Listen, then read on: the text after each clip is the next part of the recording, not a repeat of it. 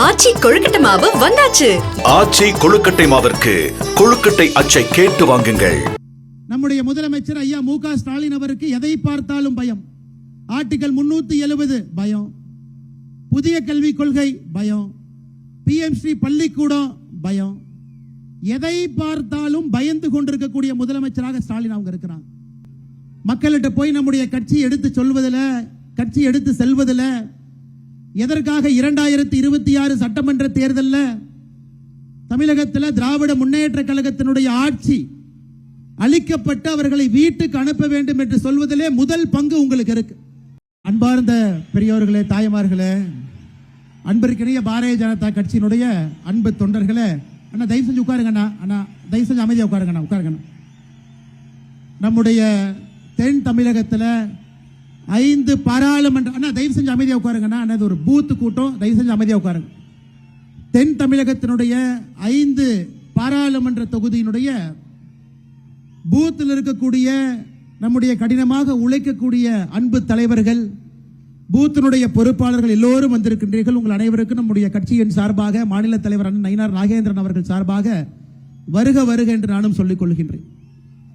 அன்பு சொந்தங்களே, நம்முடைய உள்துறை அமைச்சர் மரியாதைக்குரிய அமித்ஷா அவர்கள் உங்களை எல்லாம் சந்திக்க வேண்டும். பாரதிய ஜனதா கட்சியினுடைய போராளிகளை, போர்படை தளபதிகள் ஒரு சண்டை என்று வரும் பொழுது அந்த படை தளபதிகள் முன்னாடி இருந்து அந்த சண்டையை நடத்துவார்கள். இன்று பாரதிய ஜனதா கட்சியினுடைய பூத் தலைவர்கள், பூத் பொறுப்பாளர்கள் அந்த சண்டையினுடைய முன்புறத்தில் இருக்கக்கூடிய தலைவர்கள்.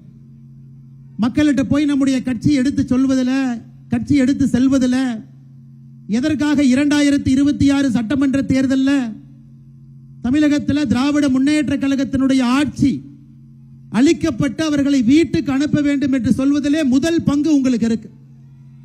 அதனால்தான் மேடையில் இருக்கக்கூடிய நம்முடைய அன்பு தலைவர்கள் எல்லோரும் இணைந்து நம்முடைய மாநில தலைவர் அன்புக்குரிய அண்ணன் நயினார் நாகேந்திரன் அவர்கள் தமிழ்நாடு முழுவதுமே 7 இடங்கள்ல இது முதல் இடமாக பூத்து பொறுப்பாளர்களை மட்டும் சந்தித்து நேரடியாக பேச வேண்டும் என்பதற்காக நம்முடைய உள்துறை அமைச்சர் திரு அமித்ஷாஜி அவர்களை இங்கே அழைத்து வந்திருக்கின்றோம். அன்பு சொந்தங்களே, இன்னைக்கு நம்முடைய பொறுப்பு. கடந்த 4 ஆண்டுகளாக பாரத பிரதமர் நரேந்திர மோடி ஐயா அவர்கள் தொடர்ச்சியா 12 ஆண்டுகளா நமக்கு உழைக்கிறாங்க.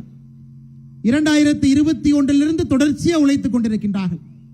ஆனால் அடுத்த 8 மாத காலம் பாரத பிரதமர் நரேந்திர மோடி அவர்களுக்காக, நம்முடைய கட்சிக்காக உழைக்க வேண்டிய பொறுப்பு இந்த அரங்கத்தில் இருக்கக்கூடிய உங்க ஒருத்தருக்கு இருக்கு. இந்த அரங்கத்தில் இருக்கக்கூடிய ஒரு பூத்து தலைவருக்கும், பூத்தில் இருக்கக்கூடிய பொறுப்பாளர்களுக்கும் அடுத்த 8 மாத காலம் கடுமையாக உழைத்து திராவிட முன்னேற்ற கழகத்தினுடைய ஆட்சியை அகற்றிவிட்டு தேசிய ஜனநாயக கூட்டணியுடைய ஆட்சி, இன்று நம்முடைய எதிர்க்கட்சி தலைவராக இருக்கக்கூடிய அண்ணன் எடப்பாடி பழனிசாமி அவர்களை ஆட்சியில் அமர வைக்க வேண்டிய பொறுப்பு தேசிய ஜனநாயக கூட்டணியினுடைய ஒரு தொண்டனுக்கும் இருக்கு. அன்பு சொந்தங்களே, அதை வெற்றிகரமாக நாம் செய்து முடித்து காட்ட வேண்டும். காரணம், மிக கடுமையாக இந்த 4 ஆண்டு காலம் நாம் உழைத்திருக்கின்றோம். பாரதிய ஜனதா கட்சியினுடைய ஒரு தொண்டனுமே திராவிட முன்னேற்ற கழகம் ஆட்சி வந்த பிறகு மக்களுக்கு பாதுகாப்பு அரணாக பாரதிய ஜனதா கட்சி நின்றிருக்கிறது. எத்தனையோ நபர்கள் கைது செய்யப்பட்டு சிறைக்கு சென்றிருக்கின்றோம். மக்களுக்காக போராட்டத்தை நடத்தி இருக்கின்றோம். எத்தனையோ பேர் 14 நாட்கள் 30 நாட்கள் ஜெயிலில் இருந்திருக்கிறீங்க. இந்த 8 மாத காலம் நம்முடைய உழைப்புக்கு ஊதியமாக கடுமையாக நீங்கள் உழைத்து தேசிய ஜனநாயக கூட்டணியை ஆட்சியில் அமர வைக்க வேண்டிய பொறுப்பு நம் எல்லோருக்கும் இருக்கிறது. அதனால் உத்வேகத்தோடு இந்த பொறுப்பை எடுத்துக்கொண்டு நீங்கள் இல்லத்திற்கு செல்ல வேண்டும் என்பதற்காக இந்த மாநாடு நடத்தப்பட்டுக் கொண்டிருக்கிறது.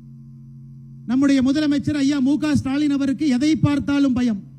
ஆர்டிகல் 370 பயம், புதிய கல்விக் கொள்கை பயம், PMC பள்ளிக்கூடம் பயம். எதை பார்த்தாலும் பயந்து கொண்டிருக்கக்கூடிய முதலமைச்சராக ஸ்டாலின் அவங்க இருக்கிறாங்க. ஏன் நேற்று லோக்சபாவில் நம்முடைய உள்துறை அமைச்சர் அமித்ஷா அவர்கள் 130 சட்ட திருத்தம், 130வது சட்ட திருத்தத்தை கொண்டு வராங்க. ஊழல் செய்திருக்கக்கூடிய அமைச்சர்கள், முதலமைச்சர்கள் சிறைக்கு செல்லும் பொழுது 31வது நாள் பதவி இருக்காது. அதற்கும் பயம்.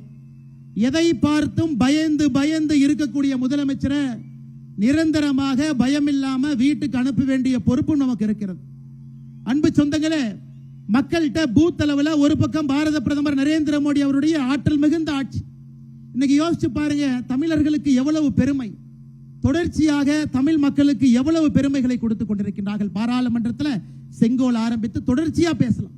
திருக்குறளை உலகம் முழுவதும் எடுத்துச் சொல்வதிலிருந்து கடைசியாக சில நாட்களுக்கு முன்பு மண்ணின் மைந்தர் நம்முடைய அன்புக்குரிய நமக்காக இத்தனை காலம் பாடுபட்ட அண்ணன் சிபி ராதாகிருஷ்ணன் அவர்களை நம்முடைய இந்திய தேசத்தினுடைய துணை ஜனாதிபதியாக உயர்த்தி நம்முடைய கட்சி அவருக்கு தேசிய ஜனநாயக கூட்டணி இன்னைக்கு தேர்தல் நின்று கொண்டிருக்கின்றார்கள். இவ்வளவு பெருமைகள் நமக்கு கிடைத்துக் கொண்டிருக்கிறது.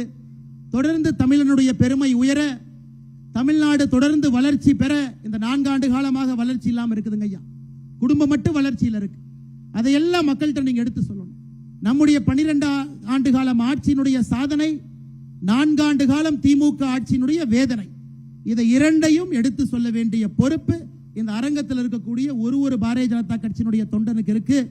அதனால்தான் பொதுமக்கள் இங்க வரலீங்க ஐயா. கட்சியினுடைய பூத்தில் இருக்கக்கூடிய தலைவர்கள், பூத்தில் இருக்கக்கூடிய தொண்டர்கள், எவ்வளவு பெரிய கௌரவம் பாருங்க.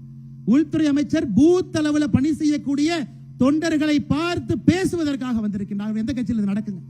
அதனால் நம்முடைய பொறுப்பை உணர்ந்து மிக கடுமையாக நாம் பாடுபட்டு 2026 ஒரு நல்லாட்சி, தேசிய ஜனநாயக கூட்டணியுடைய ஆட்சியை கொண்டு வர வேண்டிய பொறுப்பு இருக்கு.